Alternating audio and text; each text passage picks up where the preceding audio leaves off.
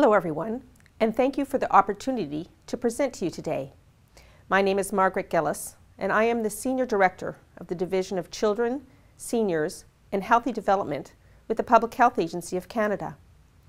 I sincerely regret that I'm unable to join you in person today, but am pleased to be able to share some of our Canadian experience in emergency preparedness policies and approaches specific to seniors.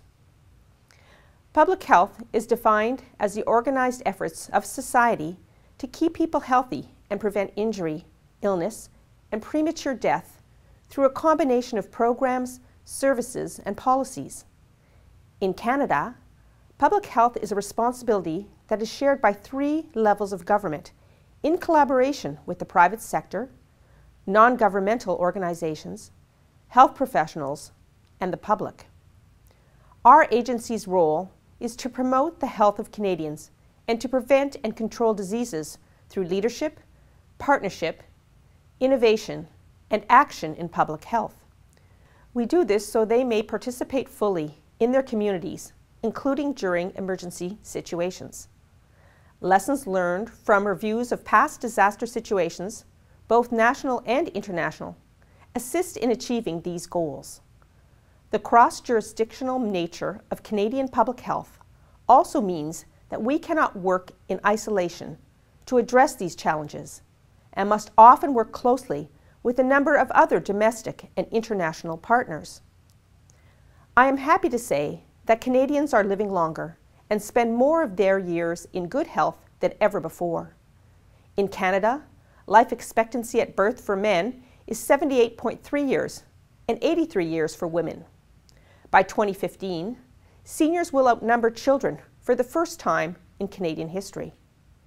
In Canada, our seniors predominantly choose to age in place rather than move to institutional care. Only 7% of seniors live in specialized care facilities. Furthermore, a quarter of those 65 and older live alone.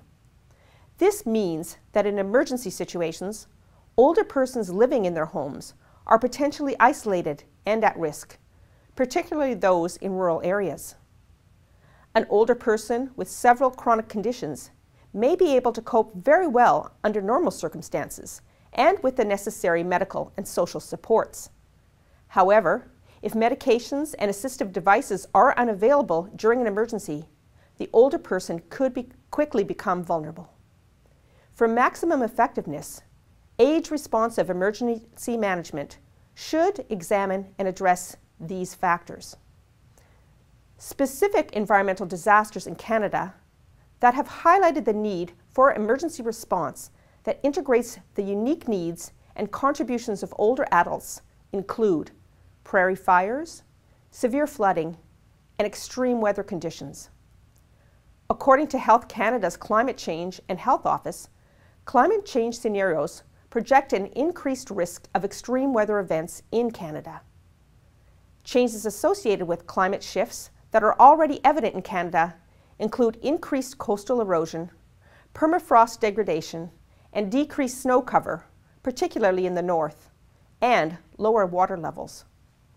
Climate change may result in the emergence of diseases previously thought to be rare or exotic to Canada, for example, Lyme disease and West Nile virus. The Government of Canada's role is to help inform Canadians of the impact of these changes so they can adapt their responses and keep safe. To determine the level of Canadian recognition of these factors, Health Canada recently conducted a climate change awareness survey. The bad news from the survey was that Canadian seniors were the least likely to be able to name at least one climate change risk to health, least likely to think that climate change or extreme weather are linked with health risks, and less likely to think that either they or their community are vulnerable. The good news from the survey results were that Canadian seniors are the most likely to report having a household emergency kit or to regularly check for extreme weather information. However, this survey reinforces that governments need to increase public awareness of health risk factors associated with climate change. This can be achieved through outreach activities at all levels of government and across sectors. For Canadian seniors, increased awareness could improve preparedness at an individual level. Outreach efforts could encourage professionals to build climate change risks and hazards into existing approaches.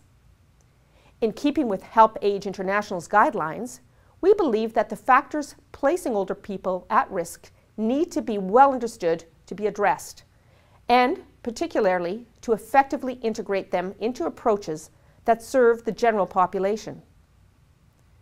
Canada recognizes the importance of enhancing public health security through empowerment and involvement of older people in the development of policies and programs designed to address emergency contingencies.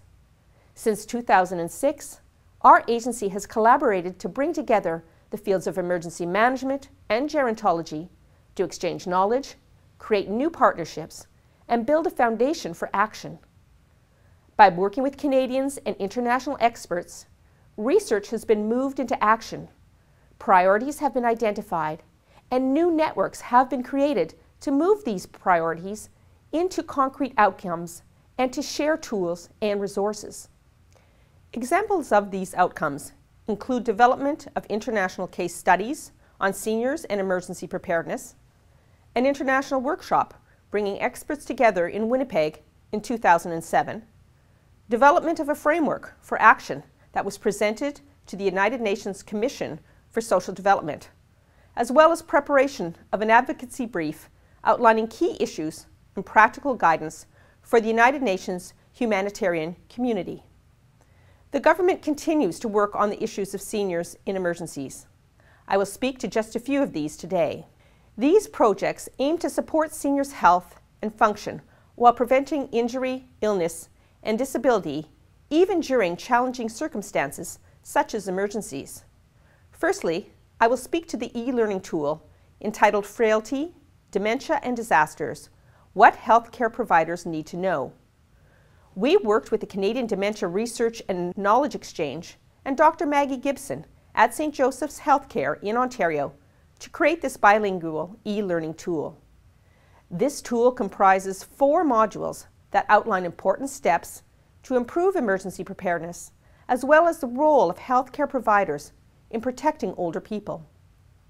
In 2012, we worked with the Canadian Dementia Research and Knowledge Exchange and Dr. Gibson to deliver a successful series of facilitated webinars to promote uptake of the concepts and approaches in the e-learning tool. This resource is available free online at the website listed on slide 8.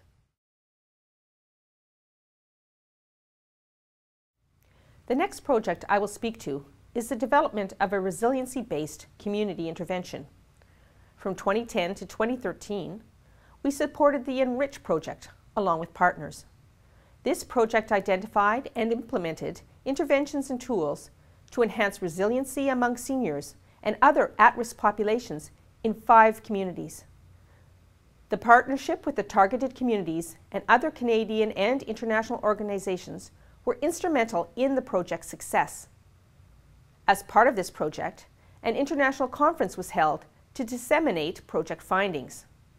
A key outcome of this conference was the creation of the Enrich Collaboration, an international partnership for stakeholders involved in resilience-oriented activities. You may also be interested in the Enrich International Research Network, a multidisciplinary group of researchers collaborating on research projects and student mentorship. The website for this project is on slide 10. I invite you to consult it and to be inspired to adopt the project's collaborative approach to building more resilient communities.